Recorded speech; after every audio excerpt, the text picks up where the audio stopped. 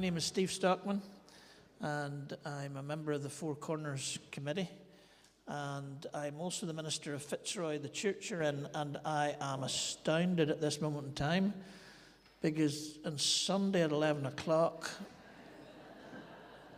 everybody's not here. They're just leaving home so that you're here on time and that we're starting something in Fitzroy on time. Is a wonderful thing. So thank you very much for coming out tonight. I don't know what you have in your mind it's going to happen over the next period of time, but if it doesn't happen, then you can blame me afterwards. I'm the guy who's going to try and pilot this particular ship. Four Corners, if you're not aware of it, we have been going for, this is our 13th year, and we've had an amazing time. And there's a few things that we need to do with our audiences because we get funding from a lot of very wonderful organizations. They want to know who comes to our festival. What age are you? What color your hair? Are you bald? Are you above 6'3"? Are you under 5'2"? They really love the detail. So you'll probably get sent after the festival, or if you don't get sent because you're here with someone else and you don't get an email about your ticket, there's surveys online, and if you can fill out those surveys, keeps them happy and keeps us going. But also, I would genuinely say that most years we take advice from those questionnaires as to what's going to happen the next year or maybe the year after. So don't think that they're not read. There is a pie chart. There is 20 pie charts that Megan puts together, all coloured by what you put in your survey, and we do look at those and think about those, so we would value that. And we are free tonight, but the festival's obviously not free. And it's because of our funders, but also because of our friends of the festival. Some people are friends of the festival and they give to us every month, and you can do that, or you can give a one-off donation.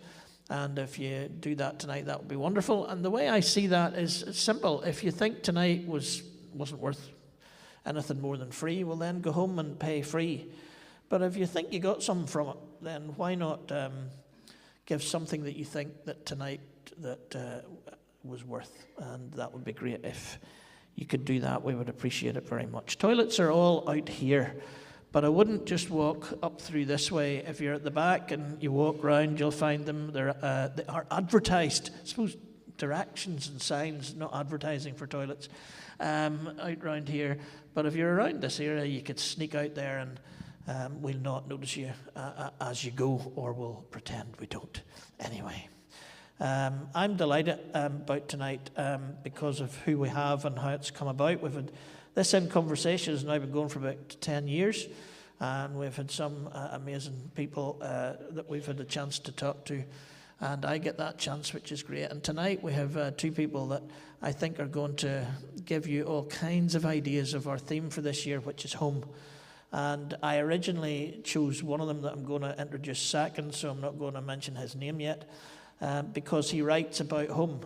And then I discovered his wonderful partner, Andrea, who is a Delhi-born Canadian who's been to school nearly everywhere and has ended up in Belfast.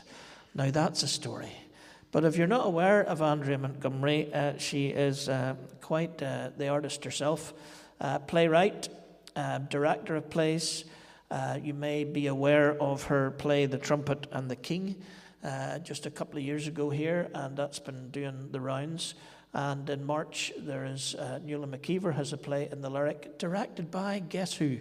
Andrea Montgomery. She also does cartoons, and there is a book over here to your left that you can take home free tonight. The CDs you can't take free. Don't get them mixed up. The books are free. The CDs need to be bought, but you can do that afterwards. So please give a welcome to a Delhi-born Canadian that we're claiming for East Belfast, Andrea Montgomery.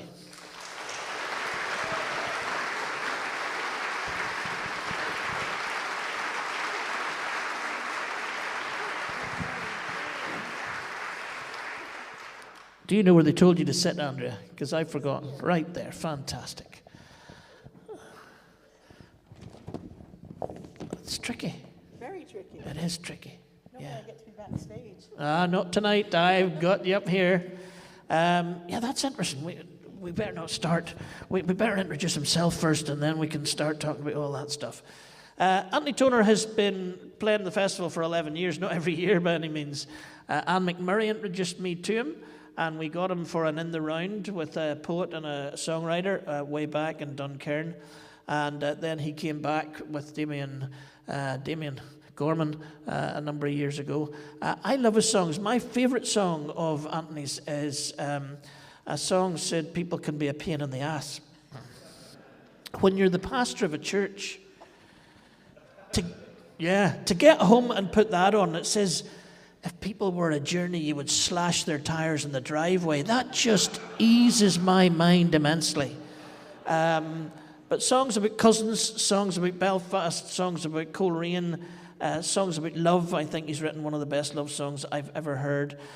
Songs about everything you can imagine. Songs about his dad with Alzheimer's. And then a friend today just said that song on the Book of Absolution, where he talks about the weight of his mother's wheelchair, is incredible stuff. So please welcome one of our finest songwriters, Anthony Toner.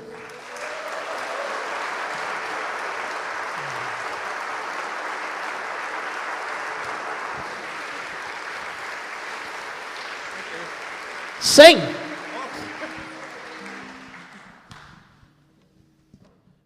This is the problem. As I start, you'll never get me off. I'm thinking that about the three of us.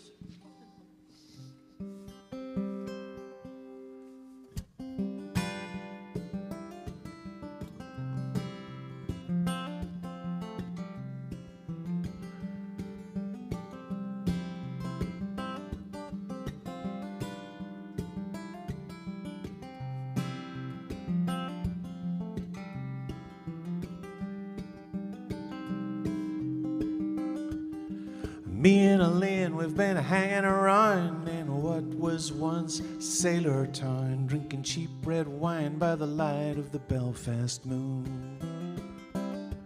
There's nobody left here that works at the docks. It's all urban renewal and apartment blocks. Summer is fading, but winter will be coming soon. The walls in the city have a lot to say about the UVF and the IRA. It's cold by the river, but the sky is full of stars. But these walls say nothing about who I am when I'm singing in the garden at the Rotterdam, doing Brown-Eyed Girl and whiskey in the jar. And I know they're tearing it down street by street. Look out below, there goes the ground beneath your feet.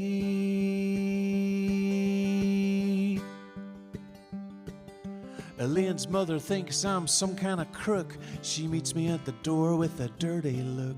My welcome round there's starting to wear thin. 'Cause I promised everybody I would knuckle down, but my grades weren't good enough this time round. All my time runs out in the end.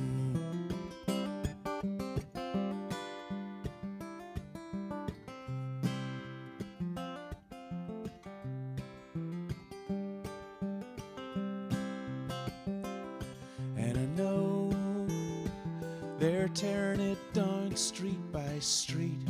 Look out below, there goes the ground beneath your feet.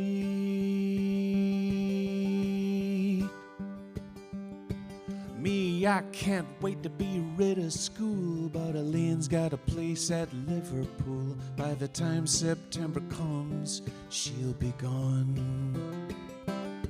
She says she'll text me every day, but that's something she feels she has to say. She'll call me once at Christmas, then move on.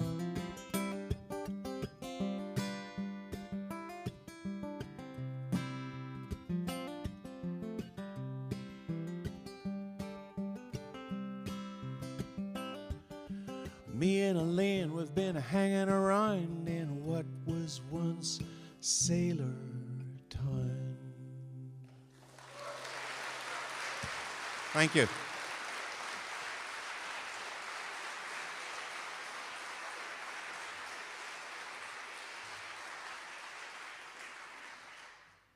it's an extraordinary song, and every time I hear it, I hear different things. But I was chaplain at the university for 15 years. Yeah. And I judged every relationship on whether it could last past the first Christmas.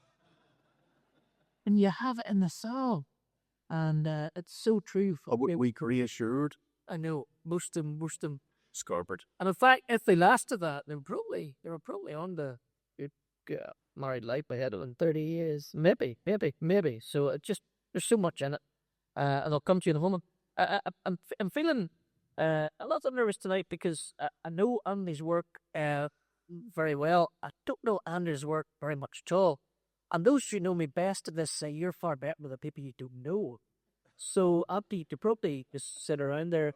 Well, I'll come to you in a moment when I've talked to Andrea. And playwright, and here's what I'm fascinated about: playwright and director. How those different in how you go about doing it? Oh, because if we take the three I mentioned, Trunk the King was yours. So you've written that, and then Neela's you direct. So what's the different roles you have in that? I would say that they are probably linked by what I would call script entity. And so that's when, and that's something that's wonderful that happens when a writer and director really trust each other. And you have to build that.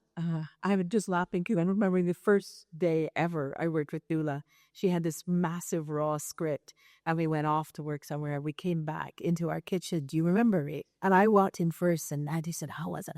Do you like her? Can you whip it? Like, fantastic. We cut 40 pages.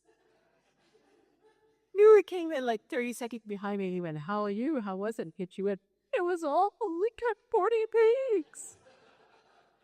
And it's so essentially when you are working with a writer you really trust, you're bringing the director's mind to bear, which is often able to say things like, just write it. It doesn't matter if in your head it has 19 elephants in an army of 47. We will figure out how to stage it. So that can definitely happen. And you do it, with, I can remember there were a piece that had sort of, 17 characters into it. And her mother was in there, and eventually I went, I know what we'll do. We'll make this mop into your mother. And the mop had character, it looked at the audience, and it looked at Nuala, and it looked at the audience, and it had thoughts about everything. So you're bringing that staging brain, but you can also say, this is overwritten. You don't need this near. You can cut this and let the audience figure that out. So I was a director actor first, then director, lots of directing. And then eventually you just start writing because there's stories you want to tell that nobody else wants to write. It's a bit like production, is it? How do you bring a song and a producer says, I know what it means. Or no, so I know what this needs. This needs the London Symphony Orchestra. What's your budget like? Say, it needs more cowbell. But it is. Yeah, it's this. All of us, anybody who's put out a string of albums, and Brian was here earlier in the week. Brian Houston, Ian Archer's going to be here tomorrow, or as part of the festival tomorrow. All of them will look back on those albums, and they'll look back on it and go, "I was the wrong drummer for that project," or I wish I'd used him on that song, or I wish I hadn't used any of them and just done it with a piano. Do you know what I mean? So. But you can't, I've tried now in the last couple of years, I've been revisiting some of the songs and stripping away a lot of it. There's an Ember album, which was supposed to be about just taking a bit back to the basic song. But yeah, there is certainly a point where you could work on songs. I was recently talking about Born to Run, that Bruce Springsteen spent 6 months on that song alone, recording it, re-recording it, different drummer, different bass player, different guitar player, right back to start building it all up again. But, unless you got, Columbia Records bankrolling that, it can... And there's the others like that. You see those of us who listen to it. What was a different... Well, that's the other thing, which is why I say I think the longer I do this, the simpler I think I'm making it, because if the song is strong enough, it'll win through. Whether you put, the greatest Nashville drummer and the greatest New York pianist in the world, if the song isn't right, you get that right, and then keep it really simple. And I think, with all due respect, it's the same in theater as it is in music production. You don't necessarily know why it's right when it's right. But if something's kind of wrong, you also may not know, but it'll get between you and the piece. So you might not be able to you say, oh yeah, we wouldn't notice. But I think in your guts you would. And just, you wouldn't lie to her. So move from what you were... Well, let me put it this way. So at the minute Neil is passing around these pliers in the window, Neil McKeever, directed by Andrea Montgomery.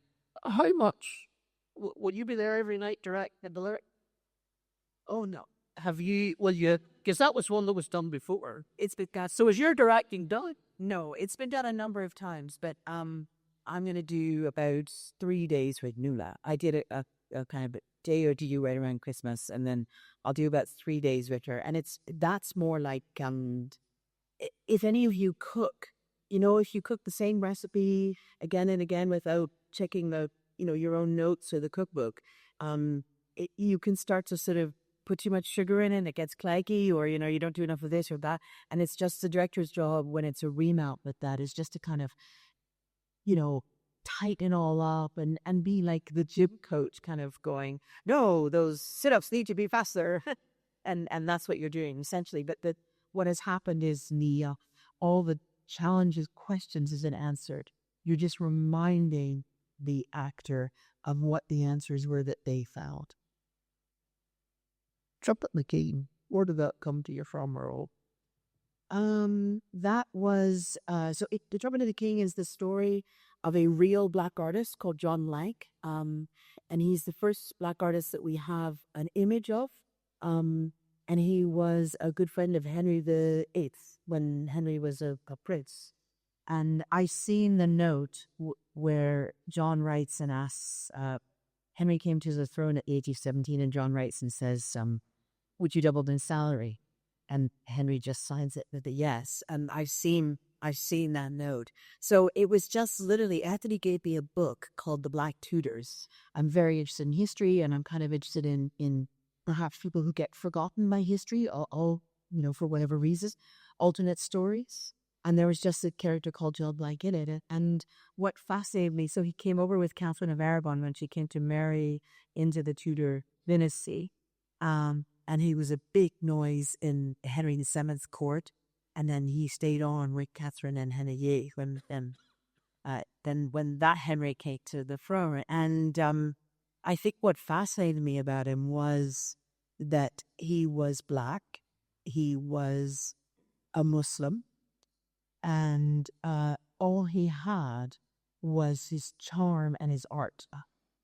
So the only thing he had to survive on, to convince, to keep himself alive, were those qualities, his ability to tell a story, to enchant an audience. And as an immigrant artist, that really spoke to me.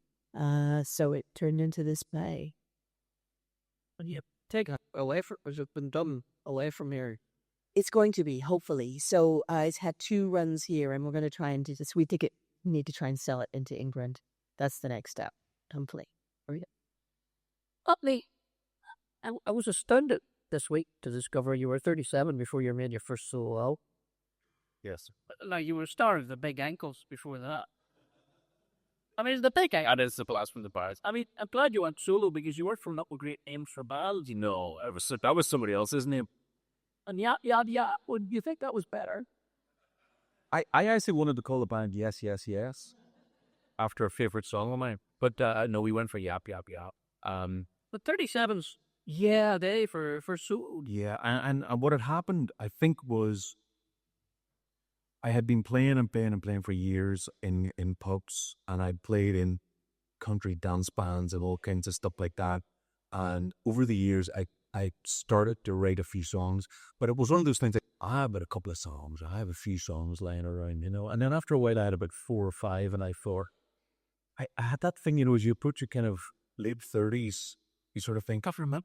oh, same here. But I read my dart. I think you start to think, if I don't record these now, there will come a point where I'll start to tell myself, well, it's too late, forget it, And you don't want to be in your kind of late 80s going, I had songs at a time and I always wish I had recorded them. So I kind of raised a bit of money. Actually, one of the places that we used to play in Snappers with the band Big Ankles. And one of the guys that owned it kind of made a donation and said, if you want to record some songs, there's a few £100. And it got me enough to go to Clive Culbertson's studio in Coleraine and say, I'll do an EP. And Clive went, well, how many songs have you? And I said, well, about 8 or 9. So you should do an album. Right, other couple. So anyway, we got an album and put it out. But I made the classic mistake of thinking, well, that's it, done now. I've done an album there. Brilliant, I can relax now. But of course, when you do an album, you're supposed to go out, play and promote it, get it on the radio. And I didn't really do that. And so the album kind of lay around for a few years. And I had a few personal upheavals. And at the end of that, this charming lady came into my life. And songs really started to come then. I remember getting Sailor Town actually when Andrea was script editing and rehearsing with Rula, and I had played a gig with the Ronnie Greer band at the Rotterdam. I was always fascinated by Sailor Town. I'd read John Campbell's poems, Saturday Night in York Street, and a couple of other bits and pieces, and I went back to Nula's house, and the next morning, because all I knew was the car, she had this Echo guitar. You remember the Echo guitars? The neck was bolted on, and you could have fired arrows out of this thing. And I sat down and I just, whatever happened, that little lick just kind of fell under my fingers. And I said, almost out loud, me and Elaine, we've been hanging around in what was once Sailor Town. And the key words were what was once. I don't know where that came from, presumably from reading all the John Campbell, very nostalgic goings about the loss of that community. And before I knew it, I was kind of on my way to a second album. So there's a big gap between those two, But I did leave it really quite late. If I'd actually put an album out when I was 20, the record industry was much different then. There might have been more opportunities, but I don't know if I'd had that much to say. When I was 20, when I was 37, going on 40, I think I had a few things to... But at what stage we get up there to sing, and I don't, and I'm close, and I feel this bringing place to watch it as it here. But that voice, I mean, my goodness, when have you realised what incredible voice that is? Oh, but thank you very much. I mean, I sang from a very early age. I strummed and played Chris Christopherson songs and old Charlie Bride songs for my parents around the house. So I knew that I could sing and that I could sing in tune. And I'd sung in these various bands. But to me, that was almost like singing in a band is a bit like, being in a group of people building houses or something like that. That's your job. You sing and play the guitar the way somebody else is a joiner. I haven't really taken it that seriously. And then when I went into the studio to record, if any of you have heard that really early album, it's called Eventually. It's so James Taylor, because I was singing through my nose the way James Taylor used to sing, Don't come to me with your sorrows anymore. I actually sang like that on the record. And I remember this Liam Bradley played drums on, and I listened to the playback and I said, wow, it really sounds very James Taylor. He says, not a bad role model. So I kind of stuck with that, and then I started to find this more open voice, but I'm glad you're there. I remember us talking when we first got together, and it was two things. One was I were walking on the beach as you saying, I think I've done an album. I think I should write a book, and about something. But I, not quite sure. Or should I do a second album? I went, second album. But I think you've got more songs in you. That was the first thing. And I remember those conversations about moving out of the nose. Because, of course, what do theatre directors do? We focus on breathing and, and where you use your voice for speaking and all that kind of thing. And I just can remember going, out of the nose, get out of the nose. And also actually singing in this accent. That was another thing, yeah. Yeah, and because it sounded, when I had Sailor Town, it struck me as being a bit stupid to sing a song like that in an American accent. So I have to go with it. And a big influence on that was probably Juliet Turner, who was tremendous and had a really, really broad Tyrone accent. And then, of course, I was in school in Coleraine with Jimmy Nesbitt, and Jimmy had always used his own accent a lot of things too. So it's kind of, emboldened by those. Fantastic. But you've led us into another little bit of the thing where you're actually directing the songwriter in the house, and that what? Not in. He doesn't need any encourage counselling people in the room, and you go head over to the side after the interview. But it must be helpful that you're both trying to create something. Yeah, I mean, there have been times in the house that it's been a bit like one of those, like the Brill Building in New York, where I'm in my room kind of hammering something out on my guitar, and Andrea's upstairs typing away on something else. And I say, shall we meet for tea? And the script editing thing has been really useful. Andrea had a fantastic phrase that she uses for script editing and for plays, which is forward the theme with significant action. It's great. I knew that was good. I can tell that's really it's really perhaps while he's saying that, what that means is you may love something, a wonderful kind of rhyme like you got, but unless it's driving forward the thing you want to say in the play of the song, if it's not driving forward, take it out, put it aside, because we all have notebooks full of stuff that we can go and pillage when we need it. But if it is not driving forward the theme, you sort of have to, what is it that Johnson says? You have to kill your babies, which is a bit harsh. As a woman, I don't really like that metaphor, but it's that idea that you must excise what is merely beautiful to allow space for what is both beautiful and meaningful. Because the temptation is that you're writing a song about loneliness, and you've got two really great verses about loneliness, and then you've got a third verse that rhymes, and it's in the same kind of beat as the other two, but it's about a dog. And you think, I love that verse about the dog. That's really good, You're the director's not having it. That's gotta go. But then you do a second song about it. I'll have to do another song about dog. I'll find two verses for that one now. Off the top, I put you on it here, but off the top of your head, is there some way you can show us where you did that, where you have to cut that and come up later on? No, I'm a big fan of Kurt Vonnegut. Kurt Vonnegut says that all works of art are like Model T Fords. That if you have a third verse that doesn't work, for example, now he says you can do this with poetry, with novels, with screenplays, with all kinds of stuff. If you've got a third verse that doesn't work, you should think about it like a carburetor. Just unscrew it and put it in a drawer. There'll be another Model T that'll work for. Get a different one and stick it in there. So each of us we kind of use a lot of notebooks, still physically write things down. And I have little moleskin notebooks full of song ideas. And if I ever get stuck, I've been doing this over the last 2 or 3 days because I've got some new song. You go through the last 3 or 4 notebooks. I had something about the moon. I had something, You go through them all, Presumably, if I done all that a Word document, I could have just gone search moon. But no.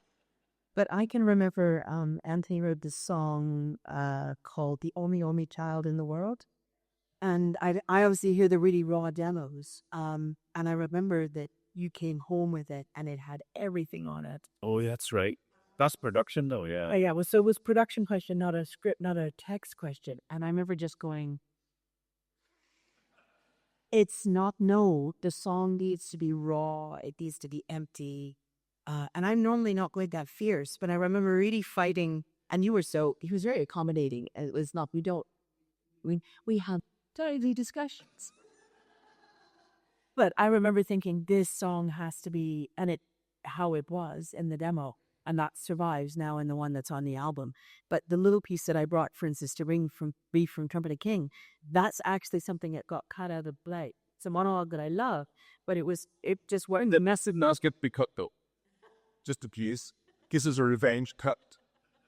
Oh, come to that now. Ricky Ross, speaking blue, actually, he lives with his backing vocalist or co-guitarist, and he says he'd be writing and he'd be playing it, and Lorraine will walk past the studio because it's in their house, and he says if she walks past, oh dear, if she stops and listens for a minute, says he's on to something. So we need a wee bit of heart because it's as if we're in the black box at lunchtime again. We need to remember there's people here, and do some art. You have a monologue. You're saying this is it. So this is a bite take. This is like the box set with tracks that we haven't heard before.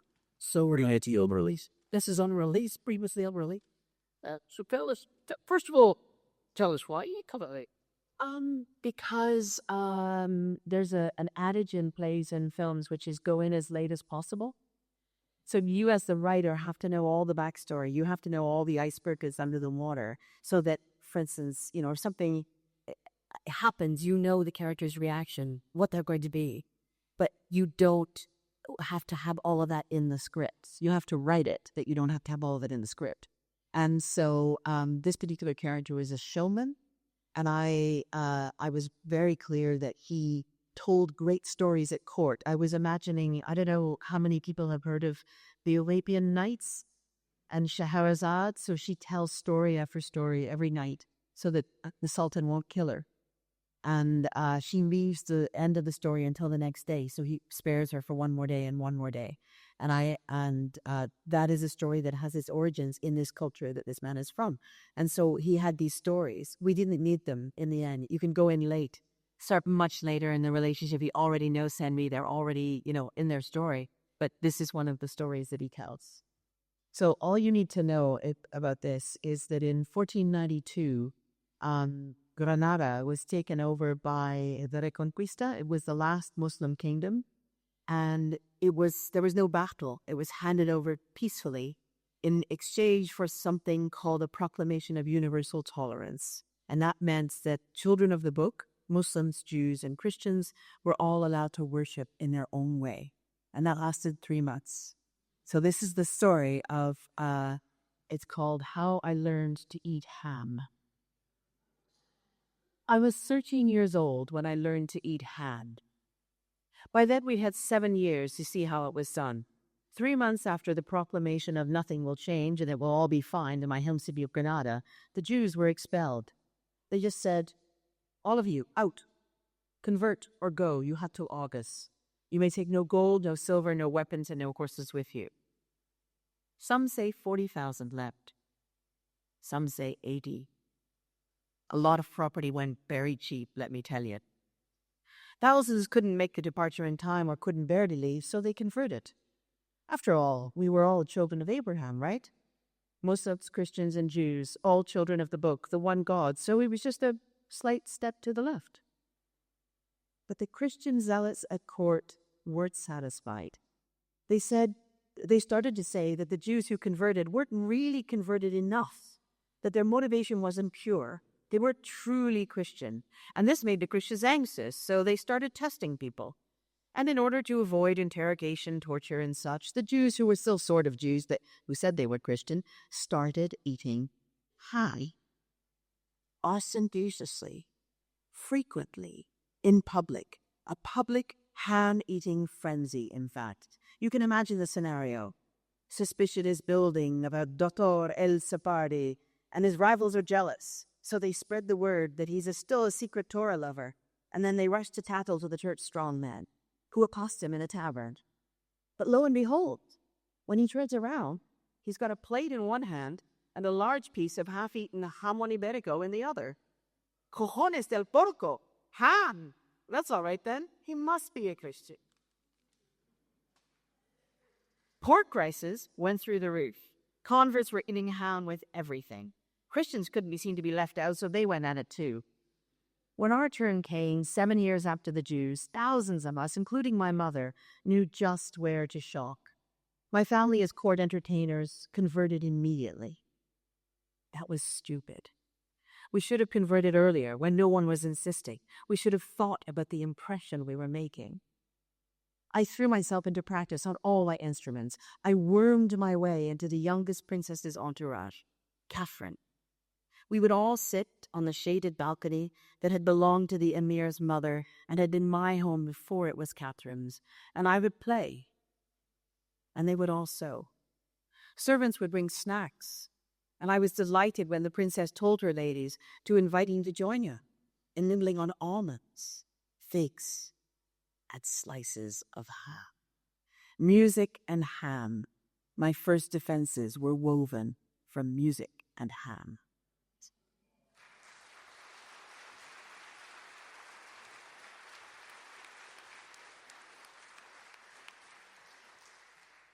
Now you have to put the whole play back in Belfast so we can all go. 2026. Bloody 26. And it's a little show. Yes, please. Oh, I thought you were over this. There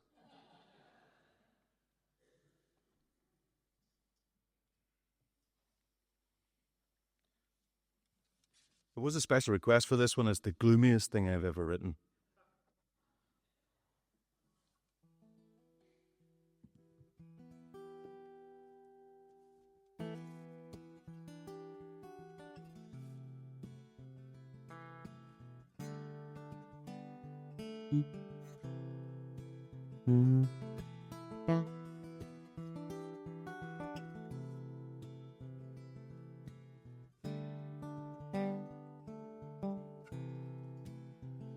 She was the youngest of 4 daughters, and she married way too fast. In the days when vows were iron and you had to make them last. But her father was a bruiser, and he bruised him twice a week. She couldn't live the life her mother had and turn the other cheek. So when she turned 16, she started counting off the days till she could find herself a husband and finally get away.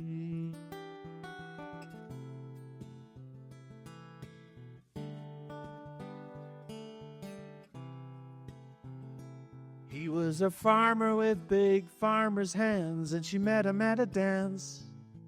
She set her sights upon him, and he never stood a chance. She thought the price of being choosy was to live upon the shelf, and she thought he'd do the job as well as anybody else. And when they both stood at the altar, he said he'd never let her down. He had a farm and 40 acres either side of the road to 5 Mile Town.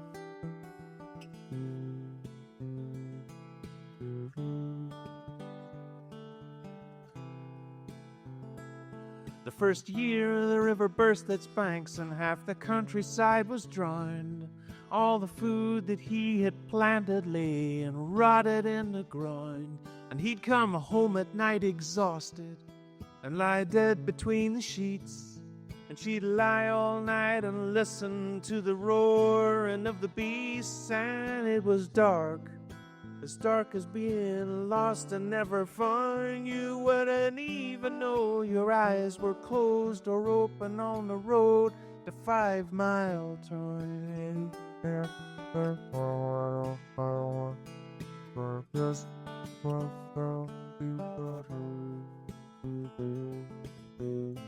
Once upon a time, she thought the world would be hers to wrap her arms around. Now she makes the beds and lays back down.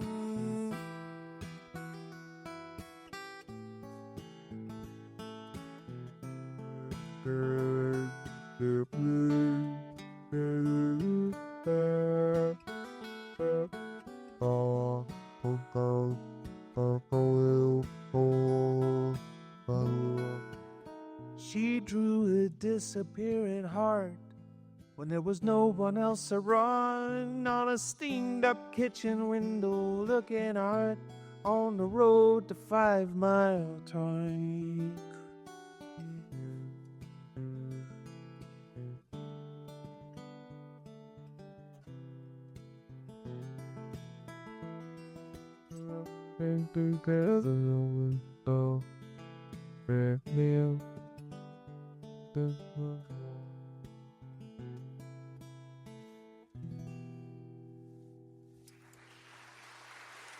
Thank you.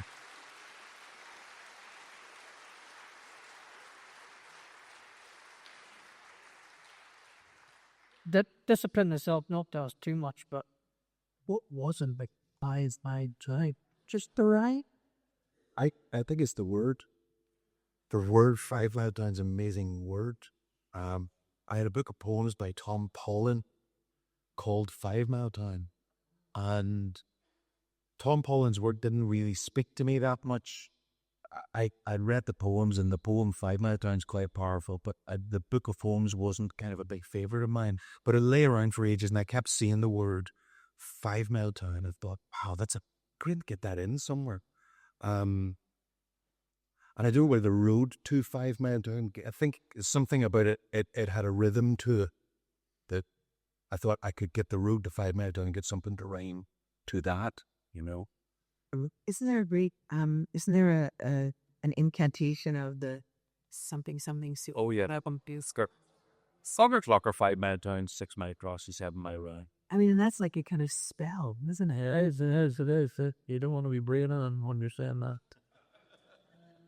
I want to talk about home and what home was, not what home is now. We'll come to that. But this was the fascinating thing, I think, when I don't know where it was, but I decided, Andreas, I've always heard about Andy, and wouldn't it be nice if I just... My original thought was, I'll just bring Andrea up to the last wee bit, and then I started to hear your story and thought, for a theme of a festival called Home, ? You're perfect. Tell us a wee bit about the various places of home at some level ? Try a daily board. Commit.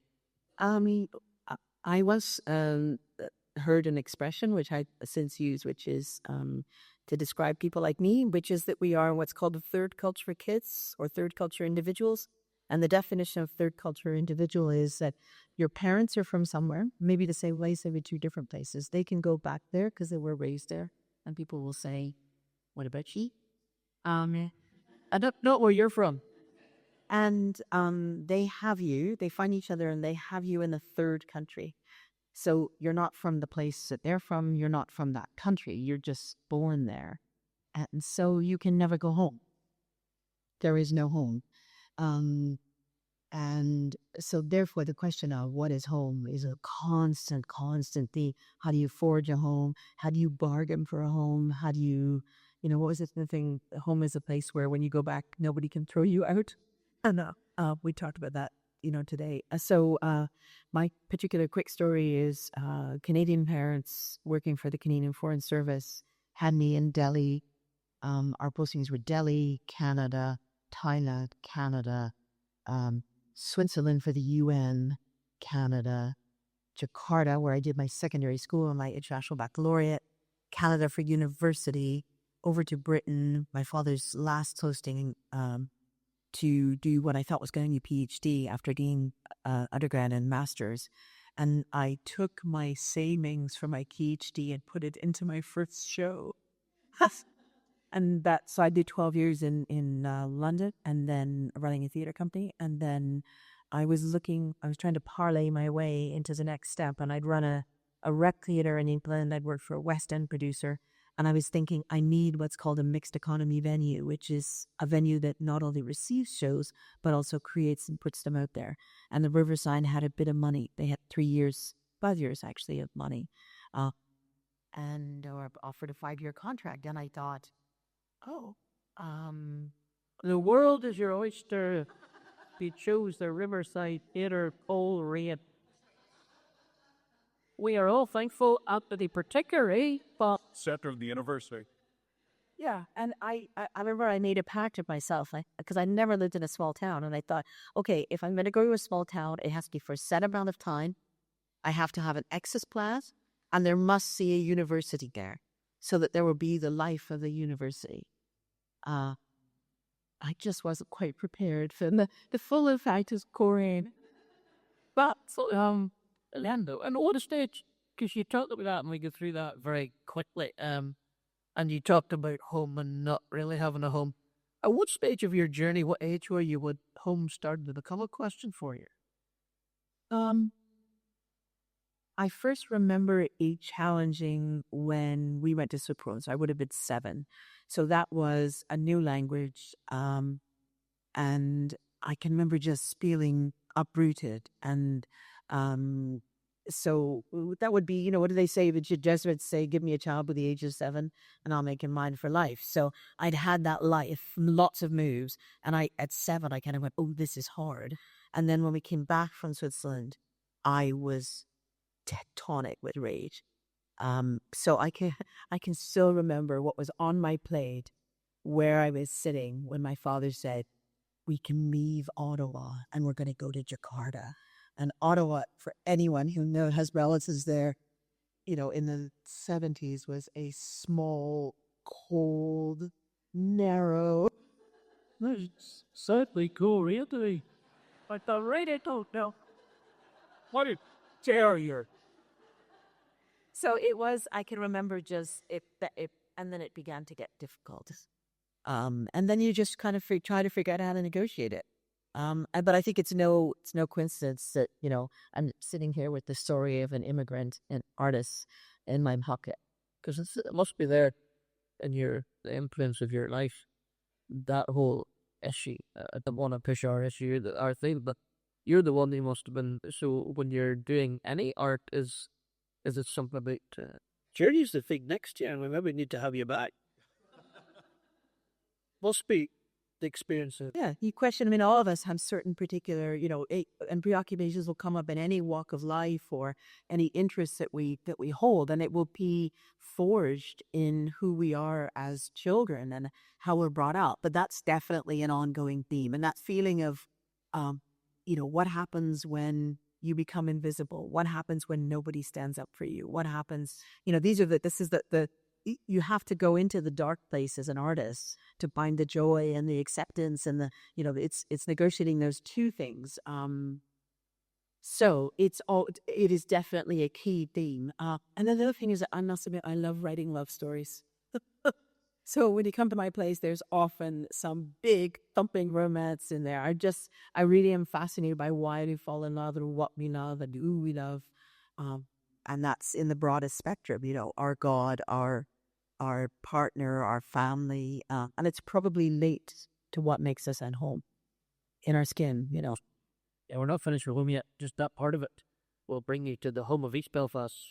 It seems to me, you're a fascinating couple because in your upbringings, I can see Delhi to Canada, Harpur's Hill.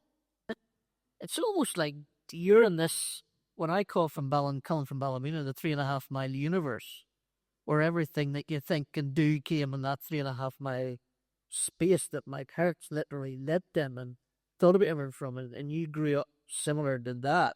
Yeah. And that has influenced your music incredibly. Yeah. Harpur's Hill, I was out growing up, and I was listening to the way he took it. I had you on shuffle, and I couldn't believe it at the university. William Butler Yeats, come on. Yes. The one, and that tells you about you not playing football, but reading. That's right. I was a boy with a book and a sick note from my mother nearly every week. Dear Sir, Madam, could Anthony be excused from rugby today as he has a bad cold? Signed, E. Toller, Mrs.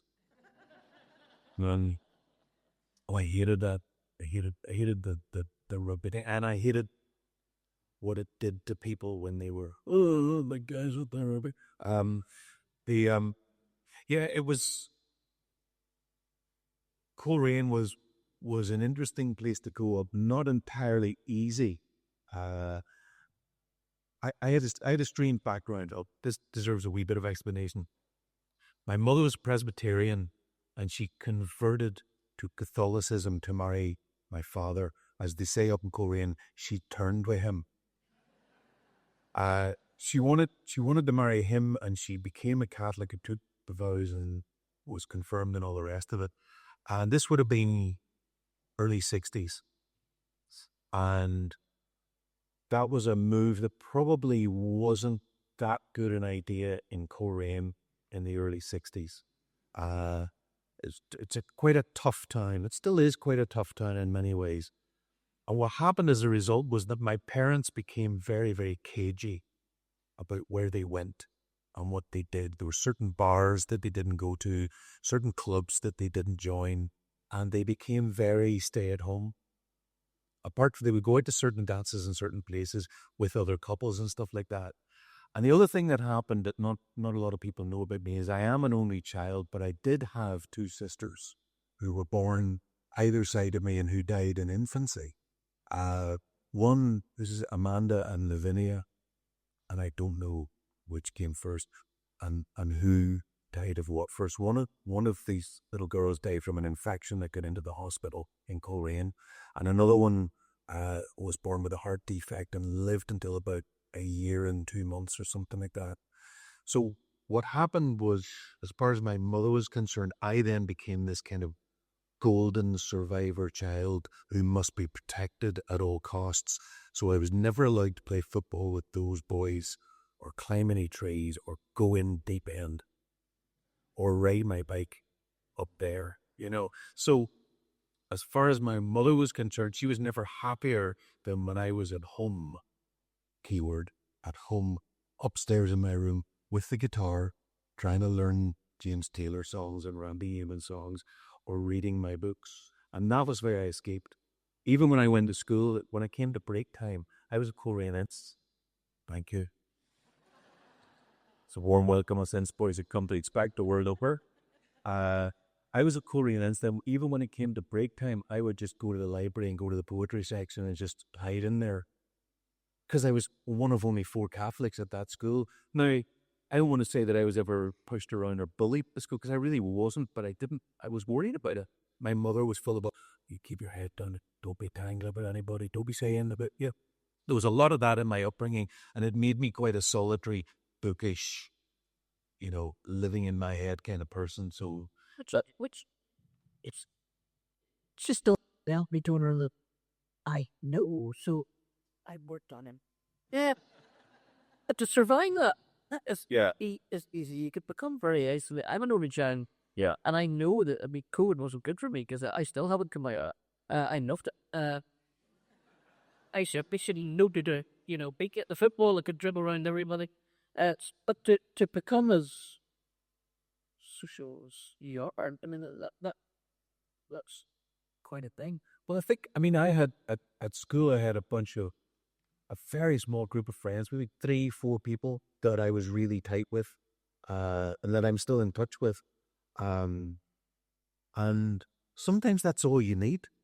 In a big school, sometimes all you need is just a bunch of guys that you know you're going to see at the break, or that you're going to walk home with after school, or that, you can copy their homework or whatever it happens to be. They copied me, right? Just before you get any ideas, okay? So, yeah, that sort of was enough to get me through it. But I literally, in the poetry section of Korean, I started at W.A. Jordan. I worked my way through to Yevtushenko over the course of about 6 years. Just steeped myself in poetry. And that's probably where a lot of this comes from, I mean, your lyrics they're poetic. I mean, and even the funny lines are really poetic. Do you know, you can tell that I didn't understand that you had that deep resources they're reading, but it's definitely deep in there. So the songs, Harpur, the song Eldest on the Bedroom Wall, and those old true stories of growing up there, yeah. And the Compton. Yeah.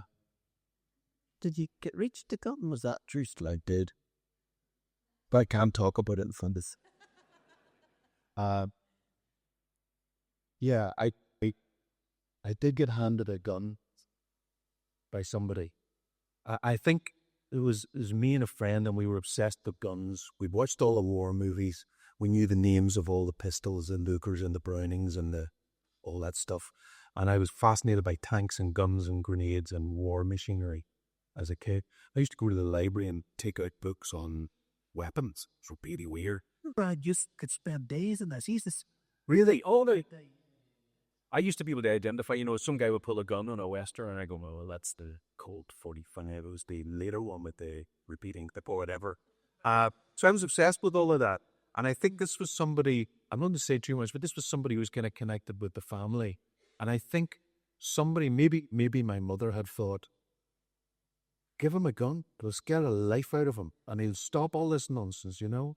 So I was in the room, guy handed me this gun. Now, the only difference in the song, because it is a monologue song, I'll probably have to do it now, was I have to confess that the gun that he handed me was not loaded.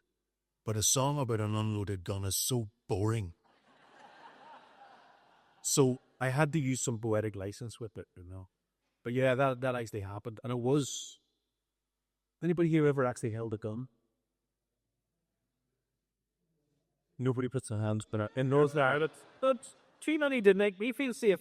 So yeah, it's a serious thing. It's like the first time anybody hands you a proper camera, you go, whoa, boy, that's a solid piece of metal, you know. So yeah, it did have that effect. I just kind of grew out of all that stuff. But your songs are just that potent that you grew up at. Yes. It's all over it. That's something you keep going. Yeah, Back to. and I'm not sure why. I'm not sure why, because I as I grew up, I was aware that it wasn't a town that really valued a lot of artists and poets and things like that. It wasn't that kind of town. I mean, Northern Ireland's building towns like that. And I was aware that if I had said to people that I had written poems and things like that, what I would get, you know, the reaction that I would get. So I don't know why I keep writing about it. I think it's because I'm trying to make sense of my childhood and my parents. I was very, very close to my parents. We were a very tight little trio. And the loss of my parents over the last 10 years has been, my mother's gone 10 years, my dad's gone about 4. That has been the central trauma of my middle life, is watching them decline. These were good, fun-loving people, very loving, sociable people who went into the dark way too soon because of childhood illnesses, and in my father's case, Alzheimer's. And that, to me, is the central kind of tragic thing that is happening, and I'm constantly picking at it, you know, trying to express it or atone for it or explain it to myself, whatever. Yeah, I mean, you will have to. There will be funny stuff later, don't worry. I was just going to say, we have Davy McWilliams from Ballymena. Yeah. Who I didn't discover because you don't talk about him in Ballymena. You know, I discovered him when I was probably 40. And now we have Arbris, who's just fascinating, fantastic. So are you Koreans? Are you and from a son? Non-speed, Sir Joy was Korean. There are several songwriters not Korean. Well, of course, Henry McCulloch. Posture. Triangle. And there was Gregory Gray, who's Ballymoney, but kind of from Coleraine. Or, you know, was kind of pained by that neighborhood. And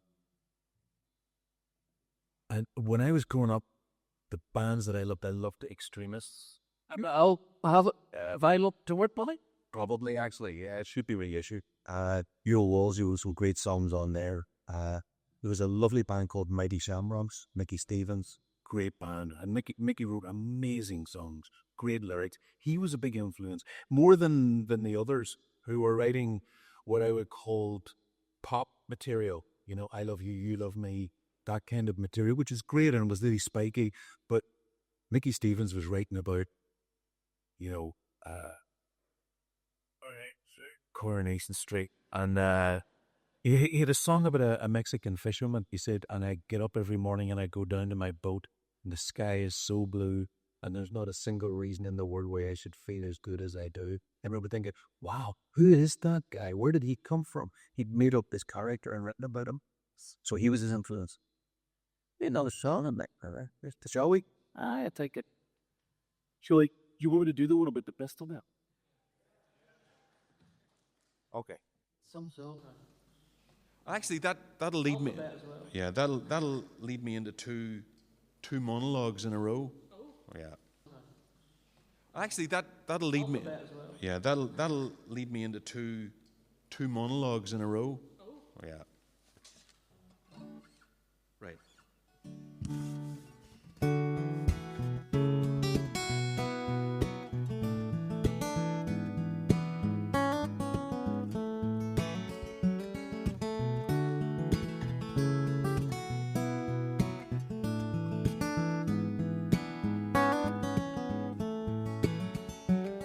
My friend's dad had this pistol, and he kept it in a bedroom drawer.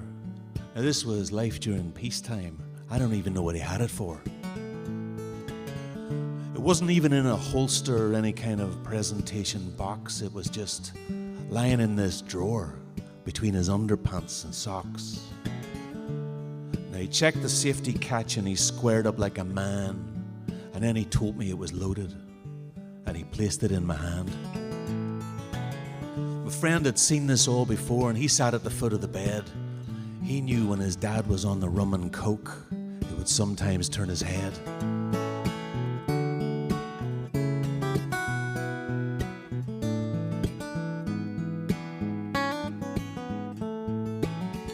Now, I'd seen a million guns on TV, held by cowboys and detectives, but this was real and black and heavy and much more serious than expected.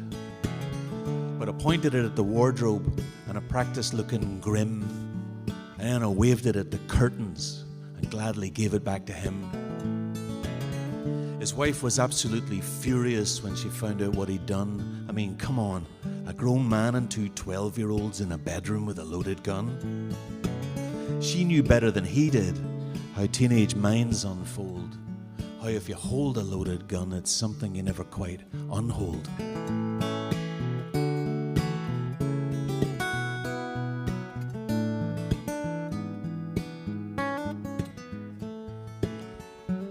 But my friend and me grew up loaded with our safeties mostly on, and it's strange to think that the father and the pistol are now both gone. And the underpants in the drawer, even the bedroom we stood in, the bullets and the trigger and the firing pin. And in this country full of exit wounds and heartaches by the ton, to this day that's still the only time I ever held a gun.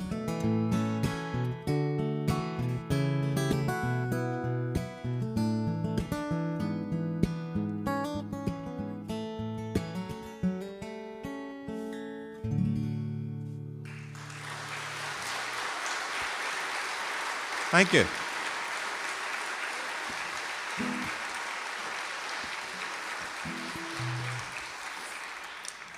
I have a friend in Belfast. The first time I played that song, he says to me, "God, when you got this second verse, I thought you were going to get shot."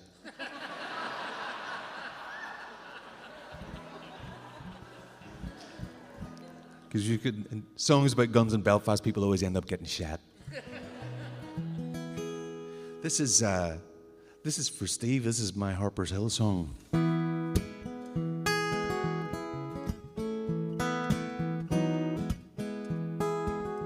This song is completely true, though.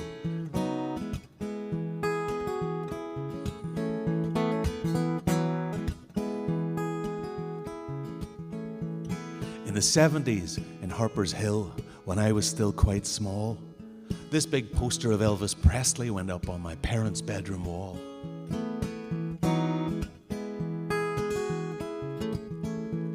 He was large as life in a turquoise jumpsuit and aviator shades, a Las Vegas Tutankhamun before the shine began to fade.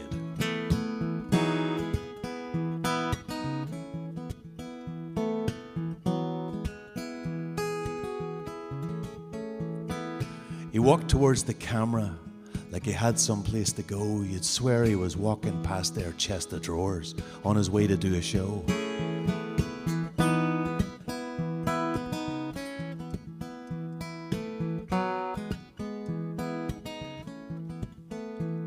I hadn't been in many grown-up bedrooms, but I sensed that on the wall there should have been wedding groups and landscapes, not the king of rock and roll.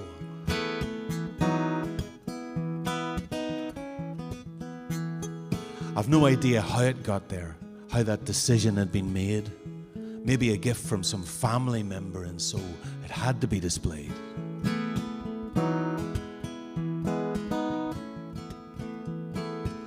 My mum and dad were both big Elvis fans, although she much more than he. He preferred the edges rougher, like Chuck Berry and Jerry Lee.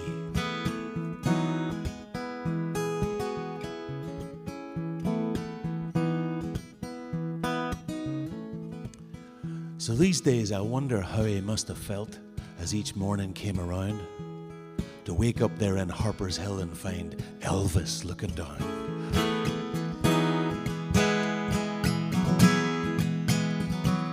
Above us were the heavens, the moon and stars and everything. We slept all night like babies under the protection of the king, the protection of the king.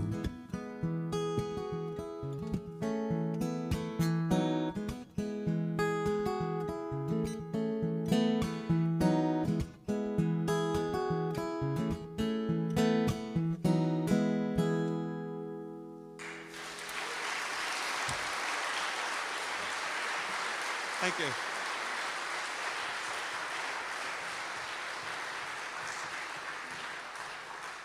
Okay, so we've got home. So a while ago, when you two, go on, tell us how to bet.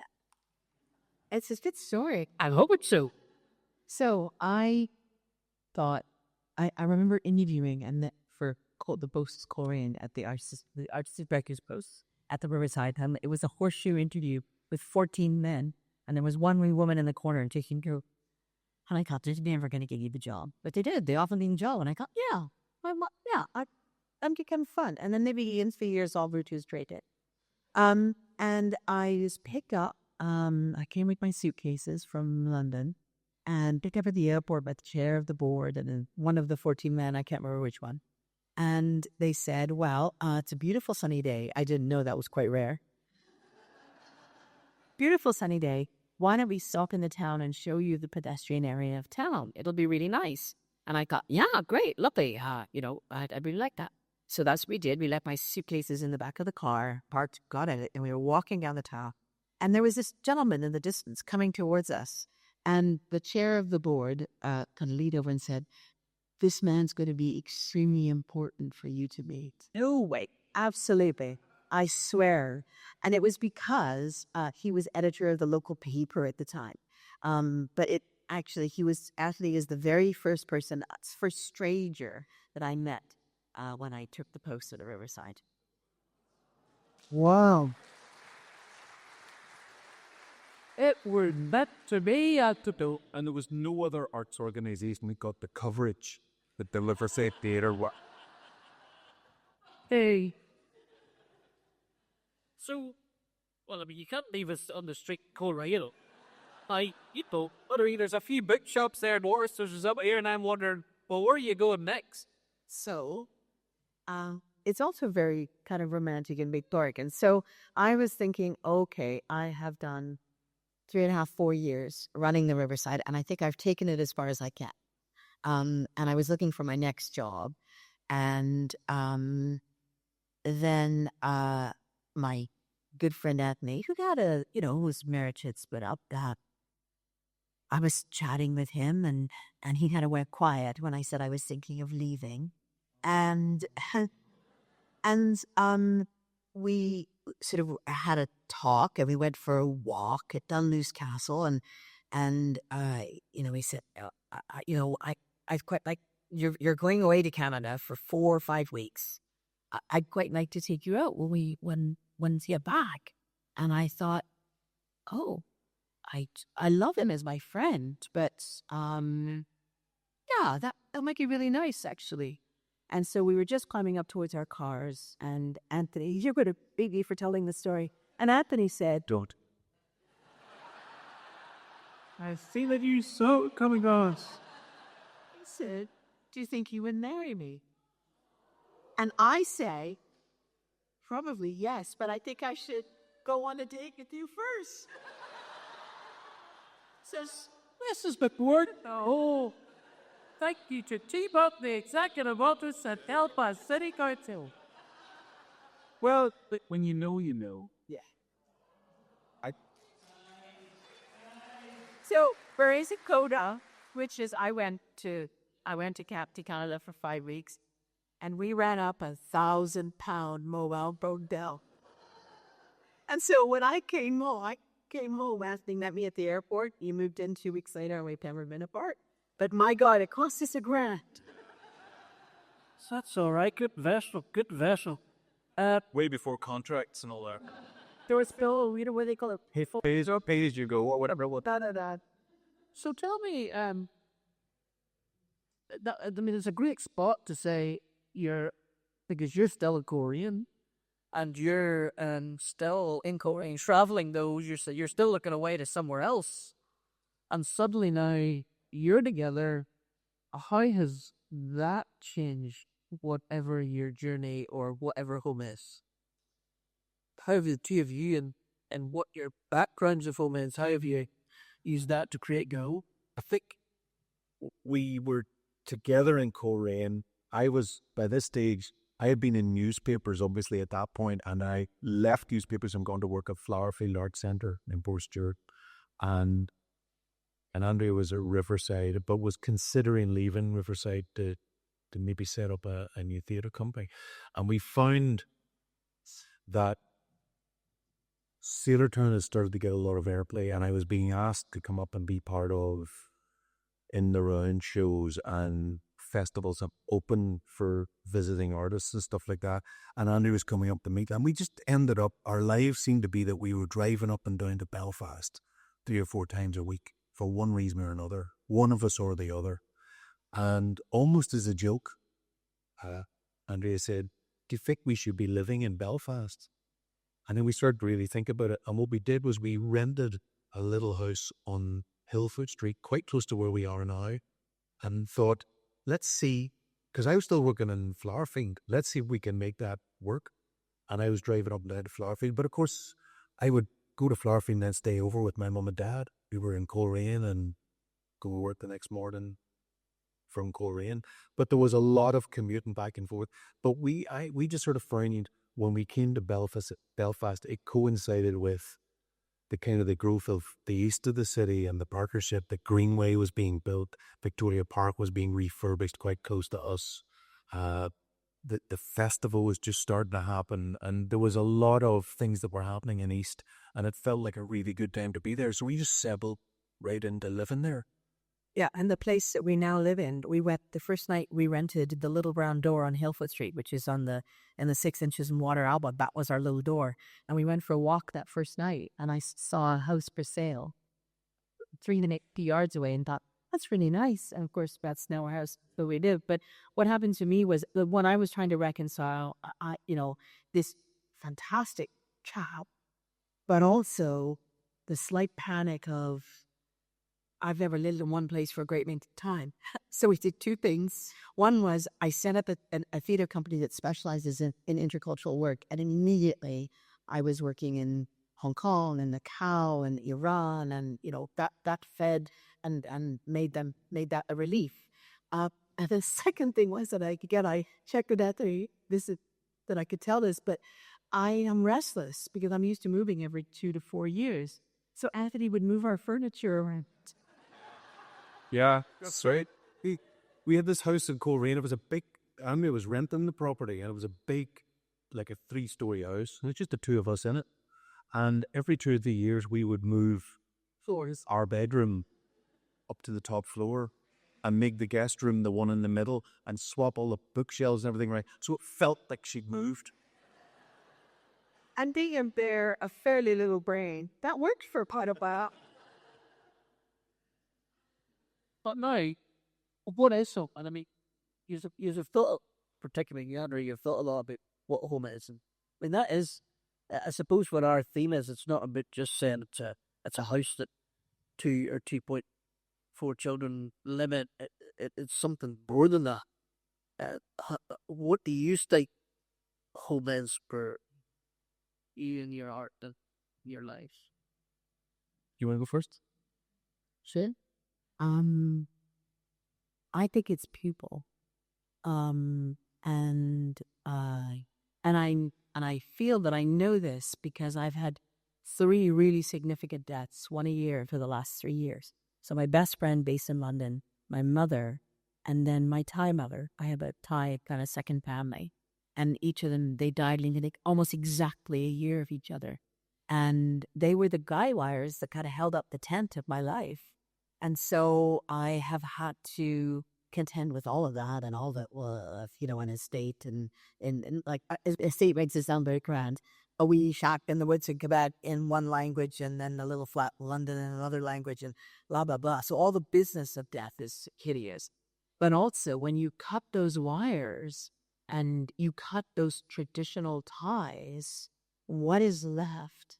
And I know we all go through this. I think every human being, when it hits us, we think, no one's ever gone through anything like this. But every single person has been born and has lost, as we reach a certain age, we've lost our parents. We've lost parent figures, aunts and uncles and that kind of thing. So it was about trying to say, I will connect to my Northern Irish family and Northern Irish friends in a way that will knit new guy wires. And it's hard. It's particularly hard, I've got to say this, in the face of the current arts funding situation in Northern Ireland, because it is almost impossible to make theatre at the moment. So you make commercial theatre and Christmas shows and that kind of thing. That's it. That's possible. But we've lost 66% of our funding in the last 10 years. So the sense of, I can tell stories and I can be part of the national conversation of the place I have adopted as an artist, it's had a lot of, there's been a lot of taking it out at the knees. So it does really come down to people, friends, and I know there's friends in this audience, people who are just like, they're pillars. And then also, this sense of choosing a family, that's really extraordinary. My grandson doesn't know I'm a foreigner. It's fantastic. He just thinks I talk the way I am, on his grandeur. And that's just, it's true. That's why he has many in his grandeur. And he doesn't know that that my voice is foreign. It's just my voice. And every time we chase him around the house trying to find him, I think his kid's going to be the death of me. I cannot run up and down these stairs one more time because I know where he is. So anyway, yeah, that deepens everything. That makes everything deeper and more acute. Acute, yeah, that's a good word, yeah. And yourself, Anthony, having had that 3.5 Mile Universe world, how has it been to meet someone in who, obviously in every way, including moving the furniture, widens your of film? There were times that I kind of wondered about the fact that somebody who'd lived in all these various different places was now in a very, quite a small geographical space.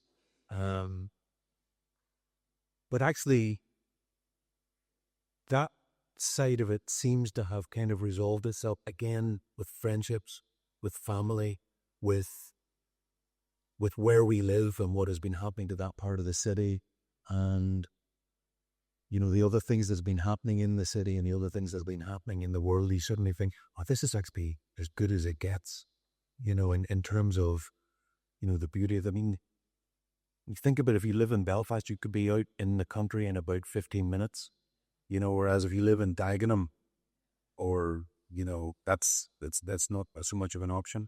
I had an interesting experience recently talking about home and about work. I went to Michael Longley's bureau. I didn't really know Michael Longley very well. I know one of his best friends, Frank Ormsby, very well, and I kind of almost went because I wanted to see Frankie. But it struck me that as songwriters, for the longest time, they told us that what you should do as a songwriter is go to Nashville and go to New York and go to London and go to LA and all these places and kind of assimilate and see how they do it and kind of swim in those waters. And I kind of was sitting at Michael Longley's funeral and I thought, Michael Longley never went anywhere. Seamus Heaney went lots of places, but he still wrote like he was from here. Frank Ormsby always writes like he's from here. And I found myself thinking, what's wrong with actually writing about here and having your audience and the people who inspire you and the people who support you and the people who are part of your upbringing and all the rest of it, to have them here and be part of that. To me, that's almost more interesting than striking off to LA and seeing if you can meet a producer that's interested in your sound, you know? And particularly, or, you know, that to write commercially, because that's what's going to sell, to join the machine. I don't think Northern Ireland knows how nurturing it is for people who are about words and stories.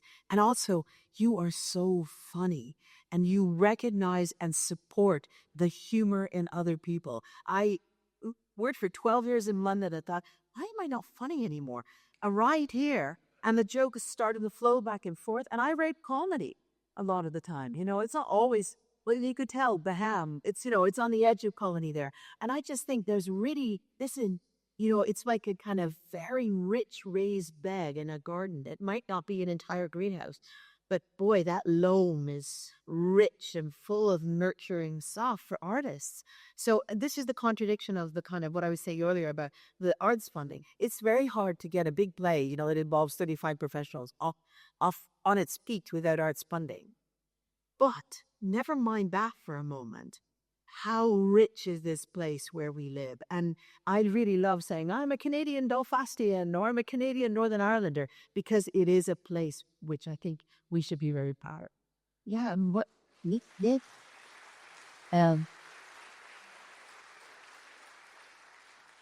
know, when are we going to do the Greenwich Village film about those bullets? And Michael Longley, Shinazini, that time in the 60s and going on from it. What a place. I know. And yet we dismiss it like it's, you know. I don't know if we do, but it's true that there's a deep humility in our I've got one Michael Longley anecdote. Frank Orlesby was publishing a new collection of poems, and he and I had started to kind of work together on what subsequently became an album. And Frank said, would you come along and sing a couple of songs at the launch? It was in the music department at Queen's. And I said, yeah, I'd love to, absolutely. So I went down there like this, set up with a guitar, no microphone or anything, and I just put the guitar on, and Michael Longley was sitting right there. So anyway, I did obligatory Sailor Town, and I did 5 Mile Town, and I put my guitar in the case, and I was walking past him, and he said, your songs are absolutely beautiful. And I said, thank you very much. My book, from you, I'll take that as a major comment. He said, a compliment. He said, the image of the disappearing heart on the steamed up window is particularly delicious. And I said, thank you, and I'm really touched. I'm really he says, Frank says you do a great impression of me.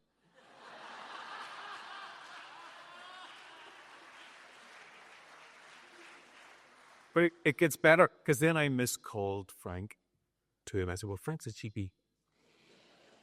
I said, Dad, we're going to be working on a really filthy audiobook using your voice. And he laughed and he said, I look forward to hearing it. He was a really good scorer. Anyway, he was a sweetheart. He read at our festival, the Four Corners Festival, and that's one of the highlights of 30 years. Oh, yeah, 2 of you, obviously. Another song before we see where you are artistically at this moment. Absolutely. Only one section left, folks. I know you don't want to go, but...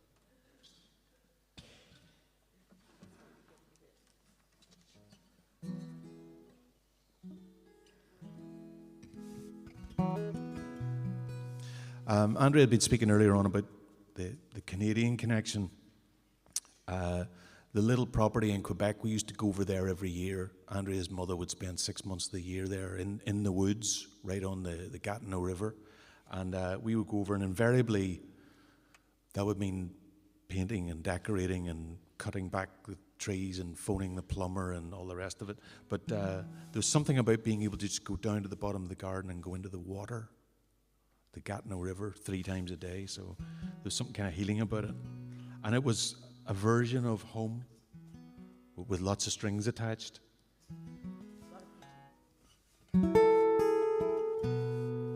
If your heart's been abandoned in the window of a store, faded blue by the sun, and no one goes there anymore, let the river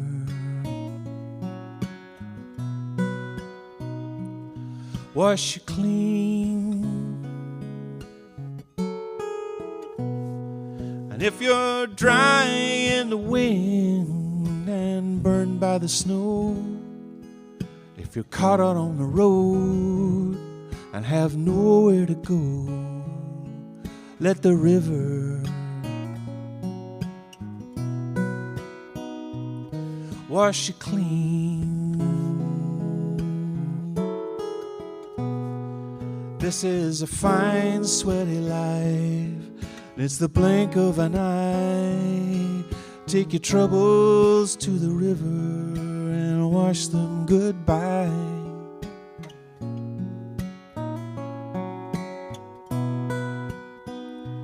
And all the love and money, it came and it went, and it jingled in your pockets like change you should have spent. Let the river wash you clean.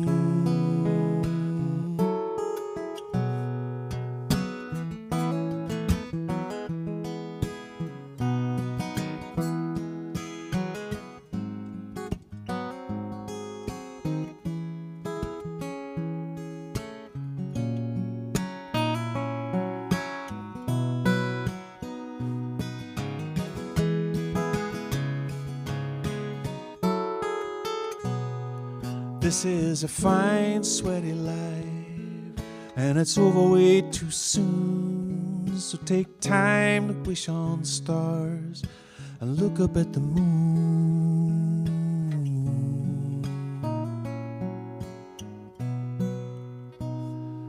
And be careful what you whisper from lover to lover, 'cause love's a kind of sickness some people never recover. Let the river wash you clean. Let the river wash you clean. Let the river wash you clean.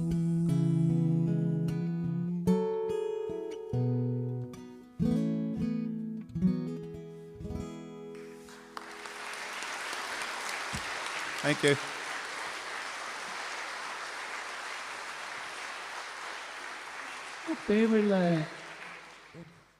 If I was anywhere else, I would say, let's take this home, but it seems you could try, but at this stage. I'm interested, and I'm interested for two reasons. I'm interested, but I'm also thinking we need to do a bit of plugging here. You've got a full house of where you are artistically at this moment in time. What are you working on? What's exciting you about that? What's need to come? Thank you. Artists always appreciate an opportunity to plug, hence very helpful. So the next thing I've got coming along is I'm doing something called Romeo Romeo, and in Belfast it's at the Grand Opera House in 13th, 14th, 15th of March.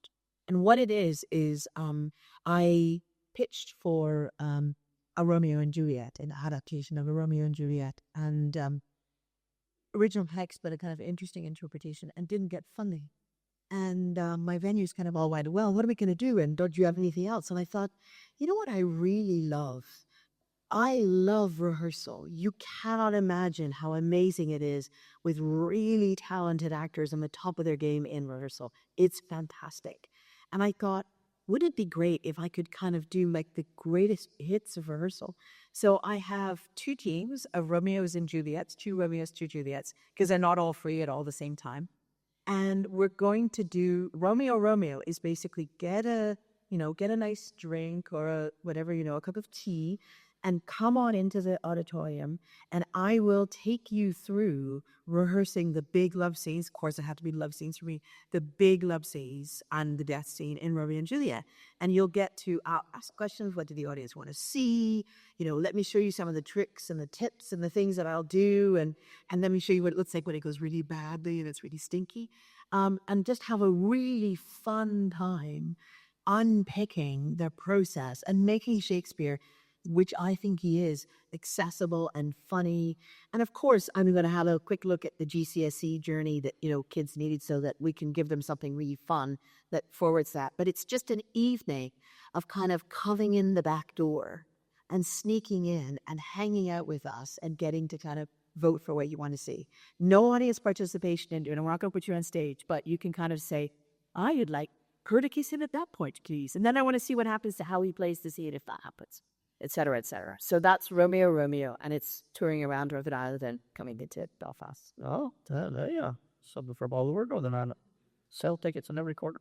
We didn't tell me turnover. Just keep the microphone there. We didn't discuss that. You mentioned in passing, but setting up that a production company that it seems to me is about what your childhood was, and taking things away and bringing things home. It's so Terranova is an intercultural theatre company, and I said about 18 years ago, it was my answer to the fact that I was going to be staying in Northern Ireland. I thought, okay, well, what can I do? What can I bring to my new home? I can bring an intercultural perspective.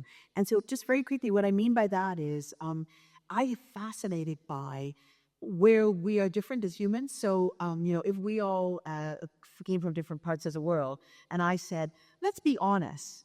Shall we be honest together tonight? Everybody would nod, but this person who is from Germany would be really direct. The person who is from Ireland would be really indirect. The person, some people would. So honesty plays out differently, and you get these fascinating.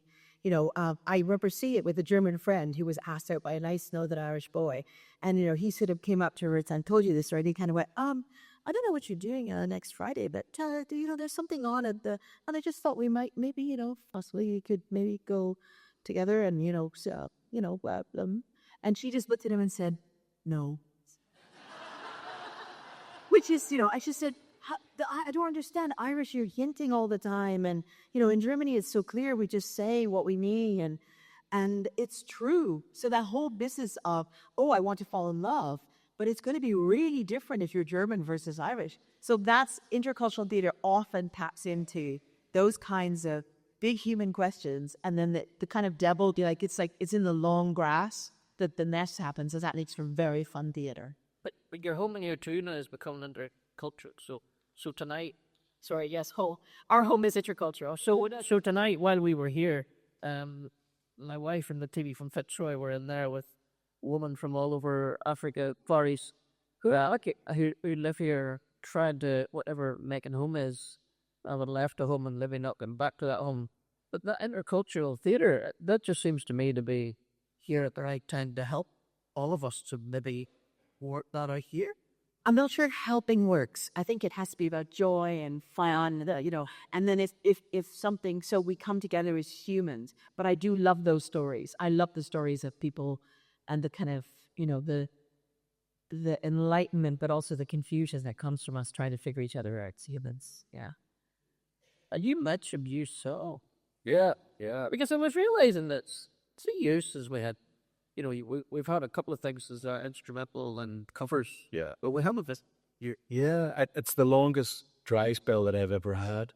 And it happens to everybody who writes songs or poems or whatever it is. You occasionally have these spells. But this is the longest that I've ever had, to the point when it was almost a year, I was really starting to freak out about it, get really worried about it.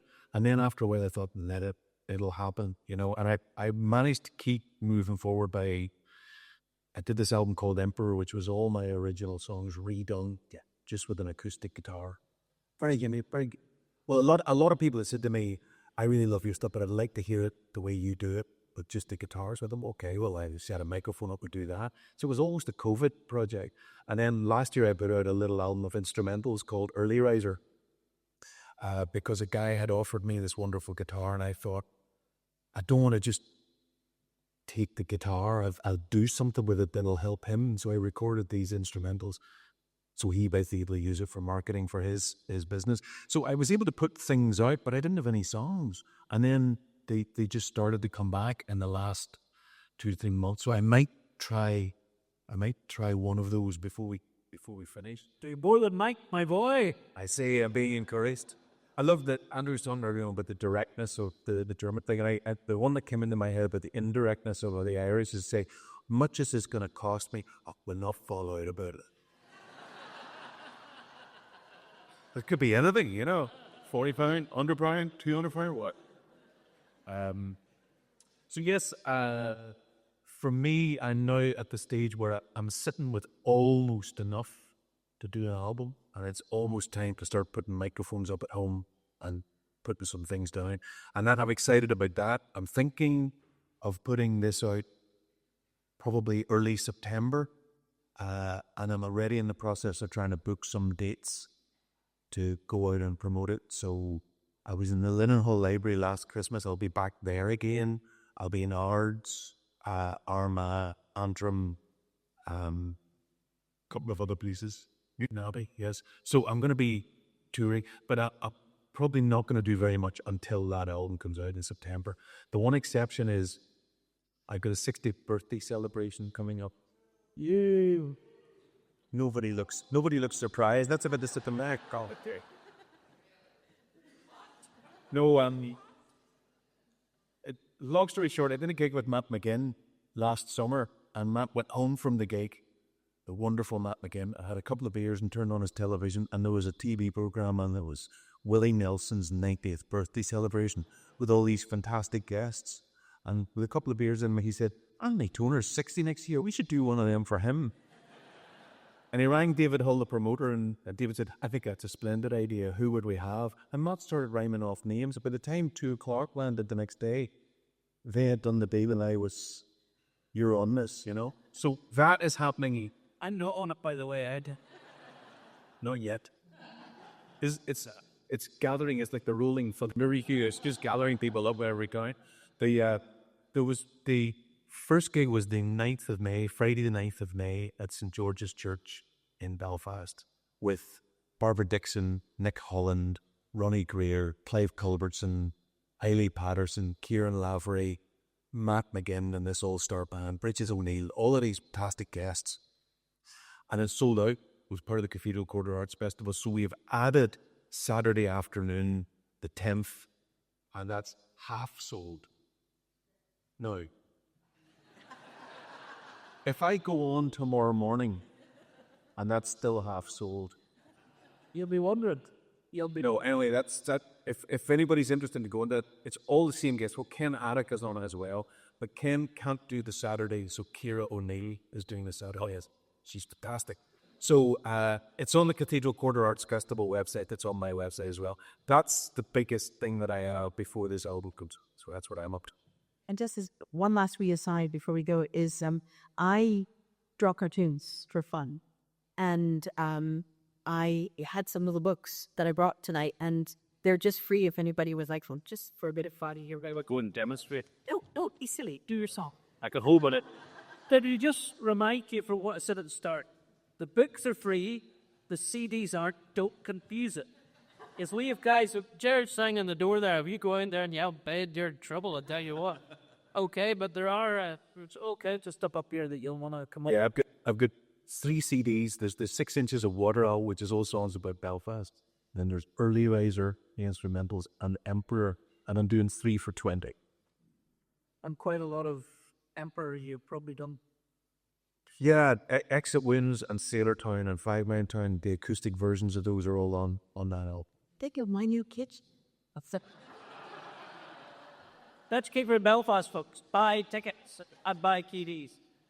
Okay, sing us a song. We will, or 2 songs, or if you have 3, we'll take that. But I'll maybe do the new one first. This is a song that I wrote for a friend of mine up in Coleraine, who's an inspirational figure and has been very, very ill and is recovering, is doing well, but is very much in my thoughts. And it seemed to be a time when this song came, there were 3 or 4 people that I knew who were going through really bad health times, and all of them seemed to have kind of come through okay. So...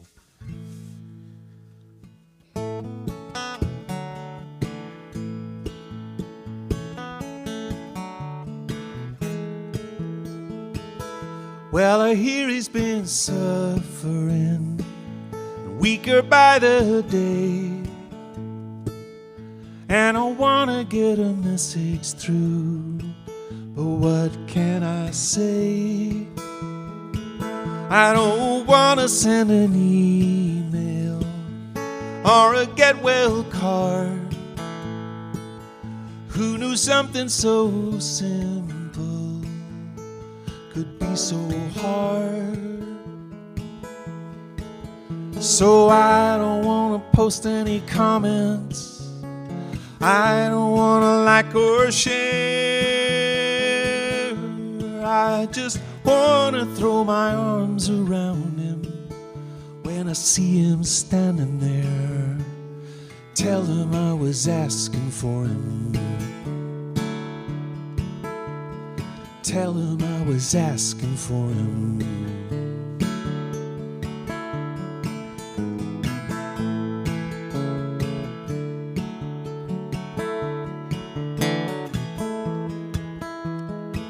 We had so many slow mornings and so many big nights.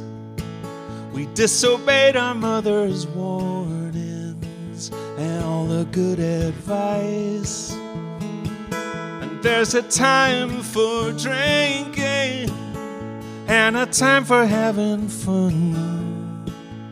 Maybe there is this another time when nothing can be done. No, I don't want to post any comments, I don't want to like or share.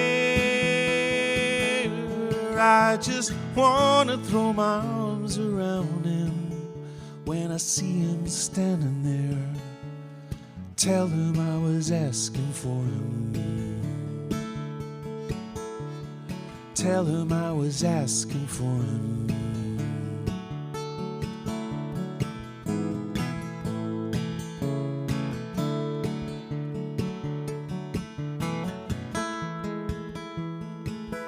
We're together coming through the fire. We crossed the raging sea.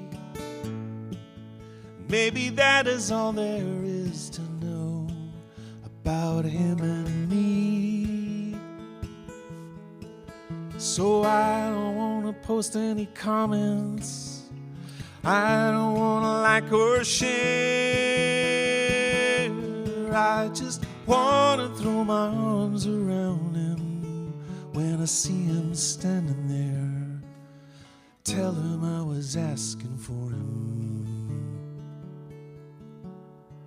Tell him I was asking for him.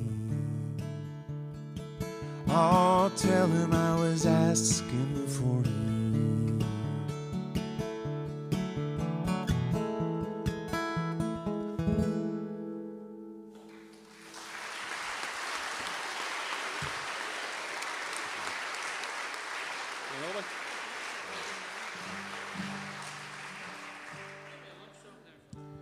Love song. Who would I be singing love songs for now, Steve?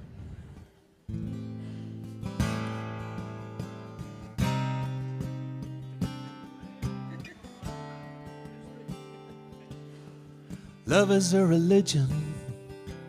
It helps if you believe, and love's a beggar tugging at your sleeve.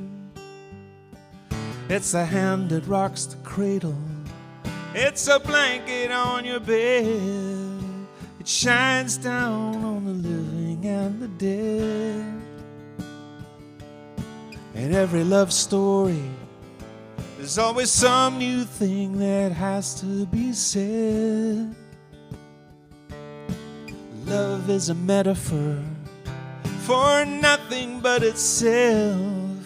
The book of love just jumps right off the shelf.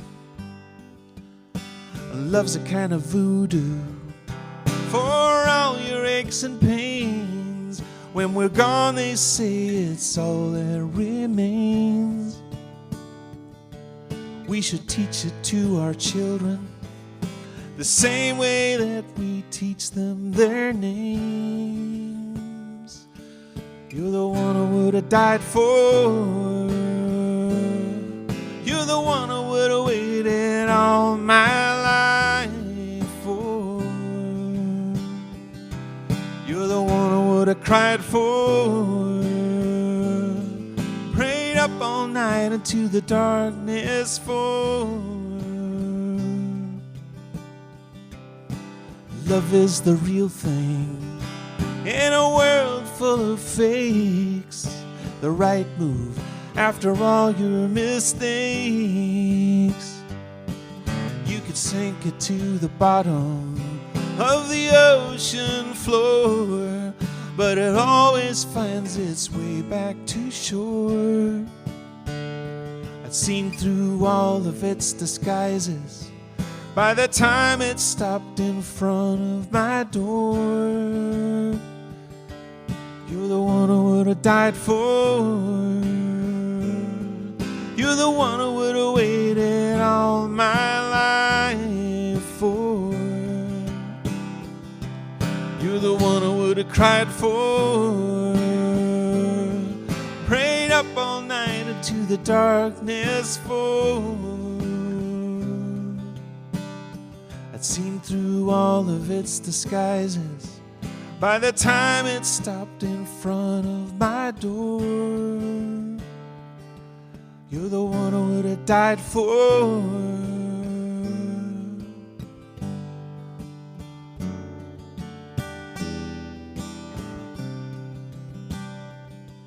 You're the one I would have cried for.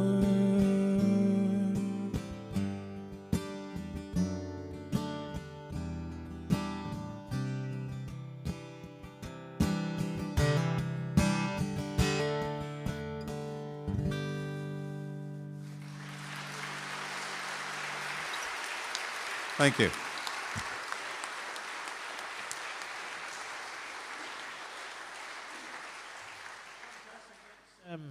My favourite, maybe one of my favourite songs at the moment. I just find it an astounding song about love. So I'm thrilled that it's played in here tonight. It's an amazing song, it's incredible. So thank you for it. Thank you. Thank you. Thank you. Miley's going to close us off. Hello everyone, I'm Miley. I'm a member of the Four Corners Festival, and first I have to say I have seen The Trumpet and the King. One of the best pieces of theatre I've seen in the last few years. I recommend it. It is poignant, it is moving. I haven't thought about King Henry VIII the same since. It's so good. Cannot recommend enough. So 2026, you said, get those tickets, I promise. So just a couple of things before we go tonight. First of all, Steve mentioned at the beginning, the festival events we are so grateful that they're free, but they do require funding as well as donations.